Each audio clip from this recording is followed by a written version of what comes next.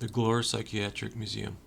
In 1872, Missouri's state legislature approved $200,000 for the building of a lunatic asylum.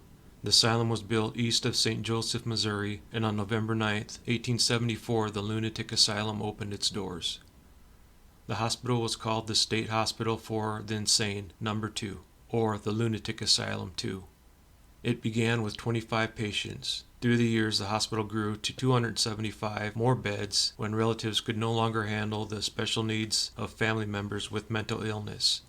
Before long, an extra 120 more beds were added, then another 250. Then the beds continued to grow when more of the mentally ill began to be brought into the hospital. In the asylum's early years, more able-bodied patients would work on a farm, raising crops and livestock that provided food for the hospital institution. Farming was a major industry within the hospital from the opening of the hospital in 1874 to the 1960s. Commodities produced were pork, beef, poultry, milk, and other dairy products, and a variety of vegetables. The asylum continued to be referred to as the State Lunatic Asylum No. 2 until 1899, after it gained the name the St. Joseph State Hospital. By the early 1950s, the facility had grown to nearly 3,000 beds and housed some of the most criminally insane individuals in the state, as well as those that could be rehabilitated. By the early 1990s, the majority of the patients of the asylum had been released back into society with the help of modern medications. In August 1994, the state of Missouri approved a bond that allowed for the large asylum campus and hospital to be converted into a correctional facility.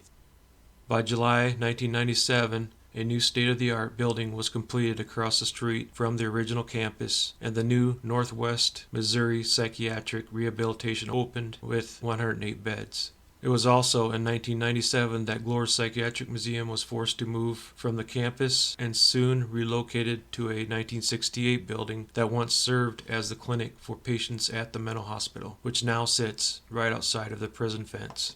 The Western Reception, Diagnostic, and Correctional Center opened on the old asylum campus in 1999, now confining over 1,800 inmates. Some paranormal activity is said to happen this very day within the correctional institution's walls. You are advised to stay away from the razor wire fence and the prison's perimeter, or you may become a jailbird in the local jail for the evening. The Glore Psychiatric Museum has 3 floors and a basement. The main level floor is the office section for the museum. It was said that floor was minimal to no activity pertaining to the paranormal. The second floor has exhibits such as the St. Joseph Museum, African American Museum, Native American Museum, and the Doll Museum. The third floor of the museum is not accessible to the public. It is used for collection storage at present. Directly across the driveway from the Glore Museum is the access to the tunnel. In the basement, the exhibits were the kitchen exhibit, sewing exhibit, farming exhibit, and then some.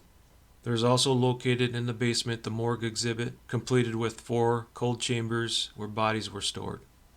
Next to the morgue exhibit was the autopsy room. The morgue handled deaths that occurred at the hospital, but also in cases such as local drowning deaths.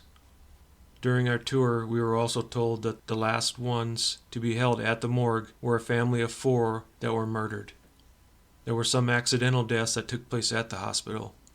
In 1938, a female patient fell out of bed and was strangled in her restraints.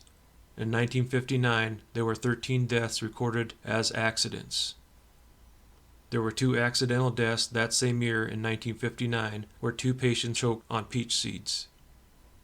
There were other deaths recorded by head injuries of patients from slipping on ice and falling out of bed. There were intentional deaths recorded at the hospital also, suicides and murders. Patients killed themselves by hanging, setting themselves on fire, shooting themselves, jumping off of buildings, and into wells. One patient poisoned himself with arsenic in 1934. That same year, a patient was murdered by another patient who used a shovel handle and the impact fractured the skull.